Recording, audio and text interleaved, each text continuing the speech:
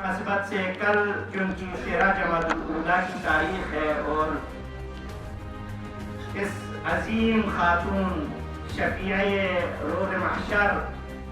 کی شہادت کے حوالے سے جو ایک روایت ہے وہ 13 جمادی الاولیٰ ہے، اور دوسرا قول جو سب سے زیادہ معروف ہے وہ 3 جمادی الثانی ہے۔ تو اس مناسبت سے عالم اسلام، عالم تشیع، مراجعین اعظام کی خدمت میں تعزیت تسلیت پیش کرتا ہوں۔ عظم اللہ اجورنا و اجورکم۔ یقیناً عالم اسلام کے لیے زہرائے مرضیہ کی جو شہادت کا دن ہے وہ انتہائی المناک اور سوزناک ہے۔ اس حوالے سے جگہ جگہ پر اس وقت فرش عزا برگزار ہیں، اور یقیناً ان ایام میں جتنے بھی عزاداری ہم منائیں کم ہیں، لیکن جیسا کہ پہلے اشارہ کیا، تمام عزاداری با مقصد ہو، با ہدف ہو۔ ان عزاداری، ان فرش عزا سے ہم کیا لے کے جانا چاہتے ہیں، کیا درس دینا چاہتے ہیں، تو اس میں مختلف پہلوؤں پر گفتگو کی جا سکتی ہے۔ اور آج اس مقدس نماز کے بعد بھی یہاں پر توسل کی مجلس ہے انشاءاللہ۔ ابھی زیادہ مومنین تشریف لائے ہیں، اس وجہ سے دوبارہ میں آپ کی خدمت میں اسی ضمن میں یہ اعلان کرتا چلوں، انشاءاللہ جو بھی مومنین شرکت کرنا چاہیں، ایک بانیان مجلس کی طرف سے توسل عالم اسلام کے فتح و نصرت کے لیے، اور جو کیا ہے آفات و بلیات سے حفظ و امان کے توسل سے جو ہے مجلس عزا برگزار ہوگی فوراً نماز جمعہ کے بعد۔ تو انشاءاللہ جو مومنین یہاں پہ شرکت کرنا چاہیں گے وہ یہاں تشریف رکھ سکتے ہیں۔ ایام فاطمیہ کے حوالے سے آپ کی خدمت میں یہ عرض کرتا چلوں کہ کائنات کی سب سے افضل ترین شخصیت حبیب کبریا محمد مصطفیٰ،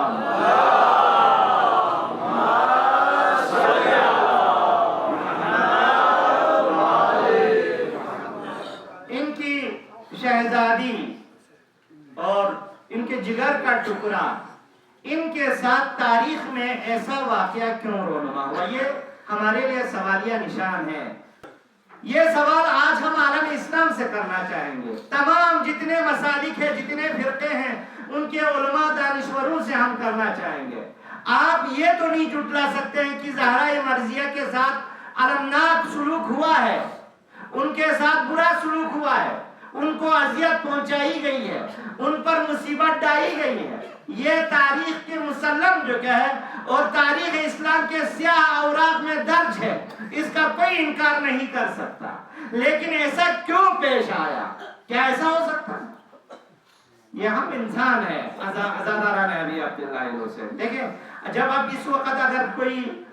دین کے خلاف بولنے لگے، اسلام کے خلاف بولنے لگے، اور جو کہ ہے ائمہ کے خلاف بولنے لگے، ان پیشواؤں کے خلاف بولنے لگے، امام زمان کے خلاف بولنے لگے، جو اپنے آپ کو لیبرل شو کرے، یا اپنے آپ کو جو کہ ہے یہاں پہ بلکہ آج کل یہ بھی جو ہے برینڈ ہوا ہے کہ ہم قوم پرست ہیں، ہم بون مذہب سے تعلق رکھنے والے، ہمارا اسلام سے کیا تعلق۔ آج کل ہماری گلیوں میں بھی ایسے افراد گھوم پھر رہے ہیں، اور خاندان رسالت کے ساتھ ایسا سلوک پیش کیوں آیا؟ جس نے اسلام جیسے نورانی مذہب کو دنیا میں پہنچایا تھا، جس نے انسانوں کو انسانیت سکھائی تھی، جس نے عرب کے اس جاہل قوم کو دنیا کا مہذب ترین قوم میں تبدیل کیا تھا، لیکن اس کے باوجود بس ان کا اس دنیا سے تشریف ہی لے جانا تھا۔ ان کی اکلوتی بیٹی جو ہمارے تاریخ کے مطابق ان کی شہزادی کے ساتھ کیسا سلوک ہوا، خدا کی قسم اگر آپ تاریخ کے اوراق میں دیکھیں گے، اس با فضیلت ترین، اس کی فضیلت، منزلت، مقام کو بیان کرنے کا ابھی موقع نہیں ہے، لیکن یہ سوالیہ نشان میں عالم اسلام کے دانشوروں کو اس پلیٹ فارم سے چھوڑ کے جا رہا ہوں کہ کیوں کر زہرا کے ساتھ ایسا ہوا، کیا سبب، کیا وجہ تھی کہ زہرا کو ستایا گیا، زہرا کے اوپر ظلم و بربریت، زہرا کو ان کا حق نہیں دیا گیا، ان سے ان کا حق چھینا گیا، کیوں ایسا ہوا، کس چیز کے لیے؟ ابھی اس کا جو سمپل جو سوال ہے، شہرت، اقتدار، مقام، منزلت، سیاست، بس اسی میں جواب مضمر ہے، کیونکہ زہرا کو اگر حق دیا جاتا کیا پیش آتا، اور اگر جو کیا ہے زہرا کی بات کو، کیونکہ صدیقہ کبریٰ ہے زہرا کے القاب میں سے، صدیقہ کبریٰ جیسی جو کیا ہے وہ عظیم جو ذات ہے اس کو جھٹلایا، دربار میں جھٹلائی گئی، تو اس عظیم ذات صدیقہ کبریٰ یعنی کائنات میں سب سے زیادہ سچ بولنے والی اس خاتون کو جھوٹی ثابت کرنے کی کوشش کی گئی۔ تو یہ تاریخ میں ہوا، تاریخ اسلام میں یہ واقعہ ہوا ہے، کیوں کر ہوا ہے؟ شاید یہاں سے انحراف کا آغاز ہوا، یہاں سے اسلام ناب محمدی اپنے اصل پٹری سے پھسل گیا، یہاں سے دونس، دندلی، دھوکہ بازی، دروغ گوئی، جھوٹے، ان سب کلچر کا یہاں سے آغاز ہوا ہے۔ جی ہاں،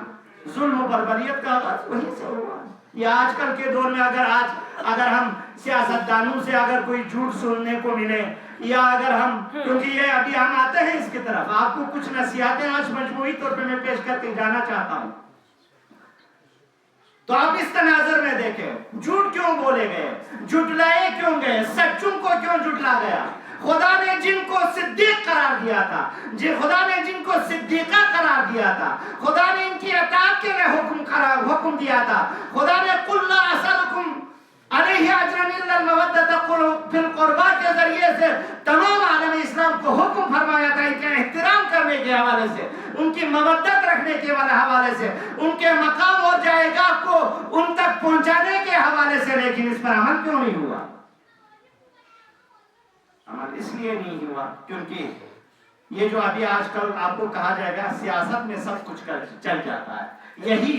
یہ اس قسم کے جو مائنڈ سیٹ ہے نا، وہ اس وقت بھی یہی مائنڈ سیٹ ہے،